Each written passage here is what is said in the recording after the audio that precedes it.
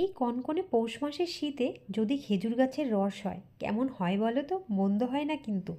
আর আজকে আমরা অনেকটা সকালে বেরিয়ে পড়েছি খেজুর গাছের রস খাওয়ার জন্য। আর এখানে দেখো চারিদিকেই শুধু খেজুর গাছ আর খেজুর গাছ। আর এখানে হাঁড়ি পাতার ধরনটা একটু আলাদা। আমরা সাধারণত হাঁড়ি গাছের ওপরে পাততে দেখি, আর এখানে দেখলাম নিচে পেতেছে। একটা সুতোর মাধ্যমে রস এসে হাঁড়িতে পড়ছে। বেশ ভালোই লাগলো, একটু নতুনত্ব। আর এখনও তো অনেকটা সকাল, চারিদিকে কুয়াশা রয়েছে, কুয়াশা এখনও কাটেনি, কারণ এখনও 5টা বাজেনি। আর এই হাঁড়িটা দেখো পুরো মাটিতেই পেতে রেখেছে।